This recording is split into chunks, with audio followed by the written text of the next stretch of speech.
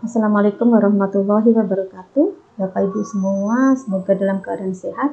Mari kita kembali belajar untuk membahas soal-soal SJT dan PJK bagi Bapak Ibu yang akan melaksanakan UT-TPG dalam jabatan. Terima kasih kepada Bapak Ibu yang sudah setia pada channel ini. Semoga apa yang saya sampaikan bermanfaat. Di sini Bapak Ibu yang sudah kita ketahui bahwa untuk soalnya nanti yang akan Bapak Ibu kerjakan ada 60 pertanyaan, di mana 10 itu adalah soal SJT dan 50 adalah PJK. Bapak Ibu di sini saya akan bahas beberapa soal SJT dan juga soal PJK, yaitu dalam KL 7 KL 8 refleksi dan pengembangan diri. Mari kita langsung belajar untuk soal yang pertama, Bapak Ibu.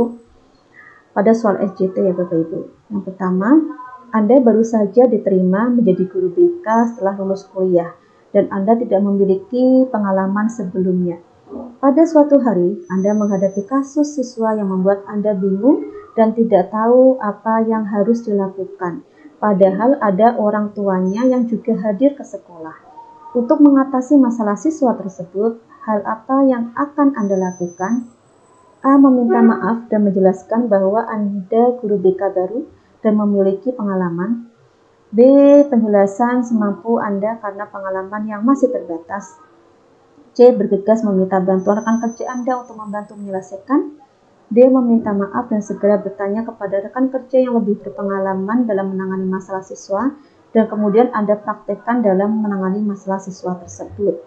Di sini Bapak Ibu, perlu Bapak Ibu ketahui bahwa kita sebagai guru BK harus memberikan layanan yang profesional ya Bapak Ibu. Apabila yang A meminta maaf dan menjelaskan bahwa Anda guru BK baru, ini menunjukkan bahwa Anda bukan guru BK yang profesional. Yang B menjelaskan semampu Anda, ini juga menunjukkan bahwa Bapak Ibu bukan guru yang profesional dalam bekerja. Kemudian yang C bergegas meminta bantuan rekan kerja, dan kesannya Bapak Ibu mengalihkan tugas Ibu kepada guru BK yang lain. Nah, jawaban yang tepat adalah yang D Bapak Ibu.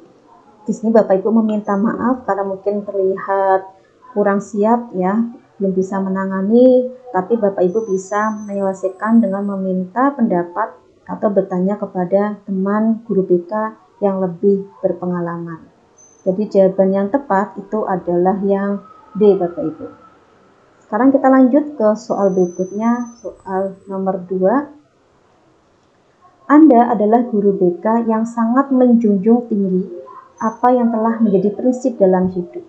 Seandainya Anda menerima sebuah tugas yang tidak sesuai dengan prinsip tersebut, maka hal yang Anda lakukan adalah A. Mengalihkan perasaan, pikiran, dan perhatian pada hal lain yang bermanfaat. B. Mengungkapkan pikiran dan perasaan Anda pada orang yang terdekat yang ada pada lingkungan kerja. C. Menyalurkan pikiran dan perasaan negatif pada sasaran lain. D. Mengungkapkan dan mendiskusikan pikiran dan perasaan itu dengan pimpinan. Nah, kira-kira jawaban yang tepat mana Bapak Ibu? Di sini Bapak Ibu, untuk jawaban nomor 2 yang lebih tepat itu adalah Bapak Ibu mengungkapkan dan mendiskusikan pikiran dan perasaan itu dengan pimpinan. Jadi tidak etis jika Bapak Ibu mengalihkan perasaan itu ke perhatian kepada yang lain, atau mengungkapkan pikiran dan perasaan Anda pada orang yang terdekat ya, karena nggak ada solusi nantinya. Menyalurkan pikiran dan perasaan negatif pada sasaran lain, ini A, B, C kurang tepat Bapak Ibu, dan yang tepat adalah yang D. Bapak Ibu mengungkapkan dan mendiskusikan pikiran dan perasaan itu dengan pimpinan. Sekarang kita lanjut Bapak Ibu untuk soal berikutnya. Di sekolah tempat Anda bekerja, Anda memiliki banyak rekan kerja yang umurnya tidak terpaut jauh dengan Anda. Seringkali Anda bergurau dan bercengkrama dengan seluruh rekan kerja. Tidak jarang pula Anda dan rekan kerja saling membantu satu sama lain yang membutuhkan. Namun terdapat satu rekan kerja Anda yang kurang suka terhadap hal tersebut, sehingga tidak mau membantu dan menerima bantuan dari yang lainnya. Sikap Anda terhadap hal yang demikian adalah A. Mencoba merangkul rekan kerja Anda agar lebih berbaur ketika bersenda gurau dengan rekan kerja yang lain. B. Mengacuhkan rekan kerja tersebut karena bersikap menjauhi Anda dan rekan-rekan kerja yang lain. C. Berusaha menghargai keputusan rekan kerja Anda karena tidak semua hal harus disepakati oleh seluruh pegawai. D. Berusaha menasihati rekan kerja Anda bahwa kerjasama antar pegawai adalah yang penting dilakukan agar pekerjaan lekas selesai. Perlu Bapak Ibu ketahui bahwa dalam bekerja kita tidak boleh memaksa menuntut teman kita untuk seperti kita, tapi kita harus bisa menghargai Bapak Ibu. Nah, di sini poin A, B, C itu adalah poin C yang lebih tepat. Kenapa? Karena di sini ada berusaha menghargai keputusan. Mungkin teman Bapak Ibu punya alasan kenapa dia tidak suka berbau dan yang lainnya. Maka kita harus bisa menghargai dan kita tidak boleh memaksakan. Itu Bapak Ibu ya. Oke, kita lanjut sekarang Bapak Ibu ke soal berikutnya, yaitu soal nomor 4. Sebagai guru BK, hal yang akan Anda lakukan saat melihat terjadi keramaian di ruang BK karena ada beberapa siswa yang ingin konsultasi adalah A. Melapor kepada kepala sekolah, B. Menertibkan dengan meminta siswa antri duduk dulu, C. Menertibkan dan berinisiatif membantu melayani, D. Menertibkan dan berinisiatif membuat nomor antrean. Kalau kita hanya melaporkan kepada kepala sekolah, tentu tidak ada solusi ya Bapak Ibu. Kalau kita menertibkan dan meminta siswa antri dulu juga tidak ada solusi. Nanti yang melayani siapa? Apakah kita hanya melihat saja? Tentu tidak mungkin ya. Menertibkan dan berinisiatif membantu melayani, ya ini mungkin bisa. Yang D, menertibkan dan berinisiatif membuat nomor antrian, ini juga bukan solusi yang tepat. Maka yang tepat adalah yang C, yaitu Bapak Ibu membantu menertibkan, kemudian apabila itu siswanya banyak yang mau konsultasi dan guru BK-nya tidak bisa memenuhi, maka Bapak Ibu harus membantu untuk memberikan layanan. Oke Bapak Ibu, kita lanjut sekarang ke soal berikutnya, soal nomor 5. Pada suatu hari, sepupu Anda menelepon karena anaknya yang sekolah di tempat Anda bekerja tersandung masalah dan akan dikeluarkan dan bersedia memberi sejumlah uang. Hal yang akan Anda lakukan adalah A. Menolak dan memaki sepupu Anda karena berusaha melakukan suap. B. Menolak dengan tegas dan meminta menyerahkan kasusnya sesuai dengan tata tertib sekolah. C. Melakukannya kali ini saja karena dengan sepupu. D. Menerima tawaran tersebut dan membaginya dengan rekan kerja yang lain. Ini dilematika kita ketika ada saudara yang minta bantuan ya. Kalau kita menolak dan memaki, ini tidak mungkin nanti akan jadi masalah. Menolak dengan tegas dan meminta menyerahkan kasusnya sesuai dengan tata tertib. Nah, mungkin ini jawaban yang betul ya Bapak Ibu. Kalau yang C, melakukan kali ini saja, ini juga salah. Menerima tawaran kemudian bagi dengan teman kerja juga salah. Maka jawaban yang lebih tepat itu adalah yang B.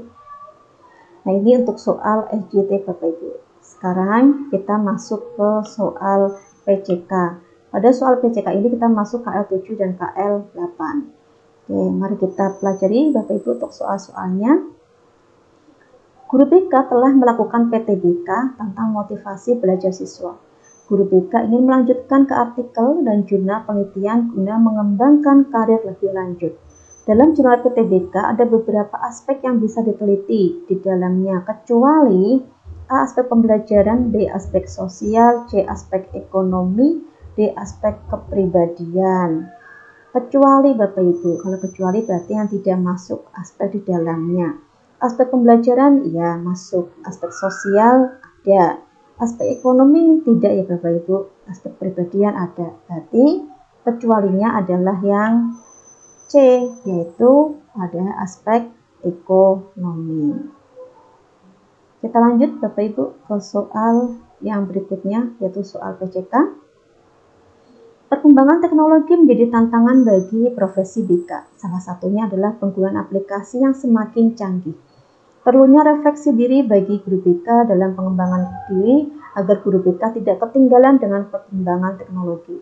Pengembangan diri yang sebaiknya guru BK lakukan adalah A. Mengikuti PPG, B. Mengikuti MGBK, C. Mengikuti pelatihan instrumen BK, D. Membuat aplikasi yang terbaru.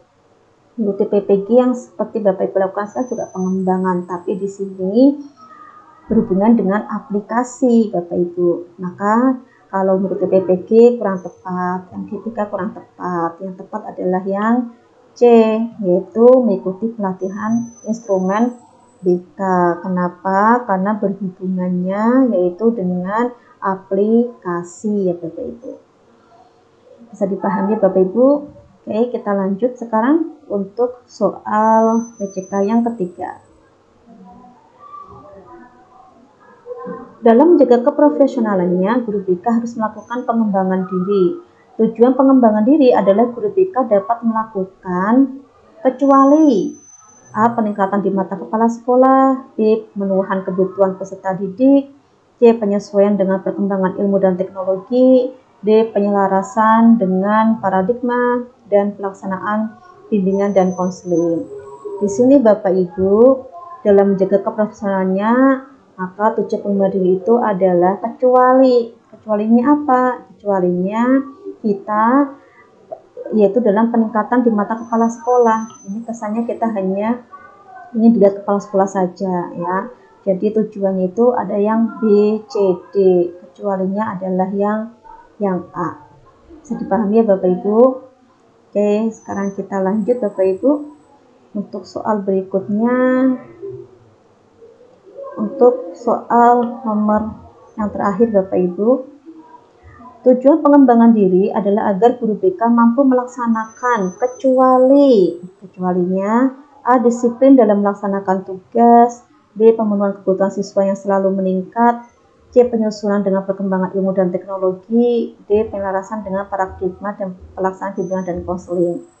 Tujuan pengembangan, nah berarti kecuali Bapak Ibu. Kalau kecualinya berarti jawabannya yang tepat adalah yang A ya. Disiplin dalam melaksanakan tugas. Ini adalah sudah kewajiban kita. Kita harus disiplin dalam melaksanakan tugas.